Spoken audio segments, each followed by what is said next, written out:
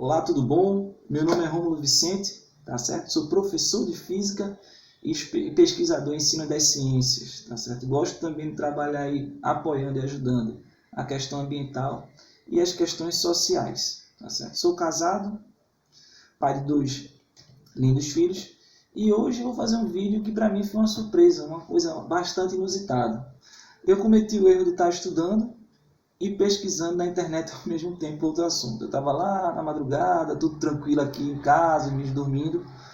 E aí eu disse, não, eu vou ver como é que está a situação da pandemia, vamos ver como está a situação do desemprego em Recife. E comecei a estar estudando e pesquisando ao mesmo tempo. Então tudo mais mexeu comigo, mexeu a pesquisa, a questão da valorização da história da ciência, os pontos importantes no Nordeste, em Recife, e aí eu fiz o desabafo.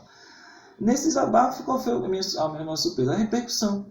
As pessoas começaram a perguntar, falasse que negócio é esse, rapaz? Primeiro observatório. Aí eu fiz um outro vídeo menor, disse, rapaz, não, calma, eu fui desabafar em relação à minha pesquisa, mas eu estava falando do primeiro observatório das Américas. Aí ele, sim, falem disso aí, o pessoal comentando no meu privado, tal, comentando na publicação, então tá bem. Já que onde eu chego eu falo sobre isso, nada mais justo que fazer um vídeo, né? Lógico, um vídeo que não vai contemplar toda a magnitude desse assunto, que é um assunto formidável, que eleva, né? Que mostra o potencial do Nordeste, o potencial do Pernambuco, o potencial de Recife, também relacionado à ciência. Tá? Então, o tema de hoje do vídeo é falar sobre o primeiro observatório astronômico das Américas, que também é o primeiro observatório astronômico do hemisfério sul. Lembrando que tudo isso no padrão europeu, tá certo? Então, para a gente falar bem sobre isso, eu tenho que sintonizar, colocar isso num lugar, né? num determinado momento. E o momento é o que a gente chama aqui de período de domínio holandês, tá certo? Mais precisamente, no momento onde Olinda é invadida pela Companhia das Índias Ocidentais, tá certo? Uma organização privada, mas que tinha, né, foi cedido pelo governo holandês o domínio do comércio, tá certo? O monopólio do comércio e também da pirataria. Então eles invadem Olinda em 1630, tá certo? Esse domínio fica até 1654, logo depois eles invadem Recife, tá certo? E não é o fato da invasão que vai ter como consequência direta a construção do primeiro observatório, não é isso. Mas a partir dessa invasão chega uma figura muito querida aqui em Recife, que é o Conde Maurício Nassau. Tá certo? E aí ele recebe o comando das forças militares e se torna governador, né, no geral do domínio holandês. E aí ele escolhe Recife como sede desse governo. E aí, além de várias obras que ele construiu, né, pontes e etc., ele trouxe um grupo de cientistas, naturalistas, astrônomos, biólogos e etc., para construir coisas como um zoológico, o primeiro jardim botânico, que aí a gente vai poder falar sobre isso mais com a parceria de biologia, meus amigos de biologia, para a gente comentar um pouco sobre isso. Mas ele também, nesse apanhado de obras de construção, ele teve também, né, a capacidade de articular a construção do primeiro observatório das Américas, né, que foi sediado aqui em Recife. Para essa empreitada, ele contou com George Marggraf, que era, para a época, o cara mais apto a estudar os céus com luneta. Lembre-se que as lunetas eram uma tecnologia inovadora na época. E esse observatório, ele é tão importante que, na época, ele foi considerado, né, pelos historiadores nesse momento, como o observatório mais avançado em todo o planeta. Tá certo? Ele contava com tecnologia que os outros observatórios não tinham.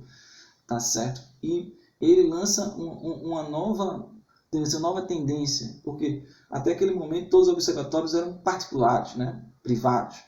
E existia só um outro observatório que era possuído por uma universidade, que é a de Leiden, né? Onde George Marggraf estudou. E aí ele criou uma nova modalidade, que é um observatório a serviço de um governo, a serviço, né, do governo holandês aqui no Brasil. Então esse observatório não era de Marggraf, não era da universidade, mas era do governo. Algo como isso vai acontecer em 1669 em Paris.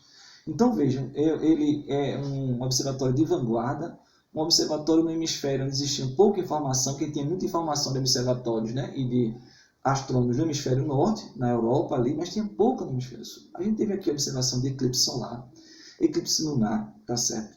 A colaboração na catalogação de estrelas. Então, tudo isso aconteceu no Nordeste, aconteceu na cidade do Recife. Tá? Ou seja, Recife Pernambuco, né, e o Nordeste, é onde está o berço da astronomia brasileira, tá certo? E o berço da astronomia das Américas, tá? Em todo o hemisfério sul, tá certo? Esse observatório funcionou de 1639 até 1643, com uma interrupção porque ele desabou, tá certo? No meio do caminho, teve que ser reconstruído. E, como eu disse, McGaff, como sendo um cara ótimo para esse tipo de situação, né, o cara mais com conhecimento mais apurado na tecnologia, ele pôde também não só fazer observações no observatório, mas também andou por vários estados, né, como Ceará, Rio Grande do Norte, Pernambuco, Paraíba, Alagoas, Sergipe, andou pelo Rio São Francisco. Então, toda essa empreitada da astronomia em Recife é algo que tem que nos dar muito orgulho, mostrar que é possível, sim, fazer ciência de ponta no Nordeste, em Pernambuco, em Recife. Mas o que essa história tem a ver com a minha indignação?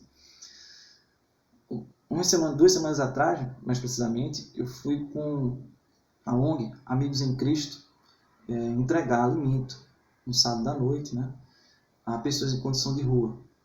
E nossa primeira parada é na Rua do Imperador. Tá? Quem é aqui de Recife sabe. E esse observatório, o local onde ele ficou, né, que não se sabe ao certo quando ele foi demolido, mas hoje em dia a gente só tem um prédio lá que não tem nada a ver com a estrutura do observatório, tá certo? Ele fica entre a Rua do Imperador, né, a localização agora, né, a atual Rua do Imperador, e a Rua 1º de Março. Então, quando eu passo por aquele lugar, vejo o abandono, que é aquela rua importantíssima, é a rua onde tem a Capela Dourada, onde tem o Arquivo Público, tá certo? Onde tem o Gabinete de Leitura Português, e deveria ter um museu dedicado ao primeiro Observatório das Américas. Então, aquela rua é uma rua cheia, né? Uma rua que pulsa, mas quando eu chego lá de noite é abandonada, as pessoas abandonadas. E nosso segundo ponto de parada foi na Praça do Diário, ou seja, eu entro na 1º de Março e passo na frente daquela construção que deveria ter. Hoje só tem uma placa lá simbolizando. E eu fico pensando que toda grande cidade, né, toda cidade potente, ela tem um grande museu. Tá? A capacidade do museu de transformar uma área, né, eu que estudo muito em museus, é impressionante. É geração de renda, é emprego, é valorização, tá certo? A gente tem oferta à população local conhecimento sobre a sua história, sobre a sua cultura, valorização da sua cidade. E oferece ao turista um ponto de entendimento para ele valorizar o que ele está vendo, ele entender que ele está num ponto, numa cidade que, no caso do observatório, é um ponto mundial, um ponto inicial, né, da astronomia em toda a América. Para mim, Recife é a melhor cidade que existe, entre todas. Eu não consigo viver longe de Recife. Mas a gente precisa mostrar para o povo de Recife e para aqueles que nos visitam o nosso potencial. Eu estou dando só um ponto, eu estou dizendo só um detalhe da toda a história grandiosa de Recife, a história grandiosa de Pernambuco, a história grandiosa do Nordeste, que é o primeiro Observatório das Américas. E ali a gente pode construir, como eu trabalho com museus, eu vejo um museu, uma posição perfeita, ou um centro de astronomia, já que a gente não tem um centro voltado para isso. Não precisa esse museu estar no formato dos museus tradicionais, a gente tem novas maneiras de financiar, o museu se autossustentar, entendeu? Trazer pesquisadores para construir réplicas, trazer crianças para se animarem em serem pesquisadores, então, e principalmente salvar a Rua do Imperador e salvar as pessoas que estão naquela imediação, né? Então, minha indignação vem dessa ideia de construir um novo normal, né? Construa-se um novo normal e manter os erros do velho normal, esse descaso com o nosso patrimônio, esse descaso com a nossa história, esse descaso com as pessoas, tá? Então, como eu disse, não dá para falar de tudo porque é uma história muito rica. Foi o pai de Pullman, né, uma pessoa importante da astronomia em Recife, que descobriu a localização exata, que é essa da Rua do Imperador, Rua 1º de Março. Os pesquisadores de fora achavam que o observatório ficava no Palácio de Friburgo, mas ele ficava em cima da casa de Nassau, que é nesse local que eu acabei de falar, entre Imperador e 1º de Março. Então, essa movimentação acontece em Recife. E uma pessoa que me ajudou muito a descobrir isso e que eu devo muito é o professor doutor, né, Miranda, conhecido por muitos aqui em Recife por ser um entusiasta da divulgação científica e está batalhando sempre. Ele tem se mobilizado para que a gente possa dar um destino mais satisfatório para aquele prédio, né, que hoje abriga uma financeira, que deveria estar abrigando o nosso patrimônio, está abrigando um farol, mostrando aos jovens, aos adultos, aos idosos, que Recife sempre foi grande, né, sempre foi grandiosa. Nossa história é de glória, né, de grandes coisas. E isso não deve ficar mais relegado ao esquecimento. Tá certo? Espero que vocês tenham gostado do vídeo. Se vocês quiserem, Recife, Olinda, Jaboatão, todo Pernambuco, Nordeste tem várias outras histórias. Só de astronomia já tem mais umas 5, 6 histórias importantes, né? Tá certo? Então fica um forte abraço para vocês. Até a próxima. Qualquer dúvida aqui nos comentários, se eu puder tirar, eu tiro o mais rápido possível. E se tiverem também curiosidade sobre a história da astronomia, a história da ciência, também deixa lá, que a gente pode ter ideia para um novo vídeo, tá bom? Até mais.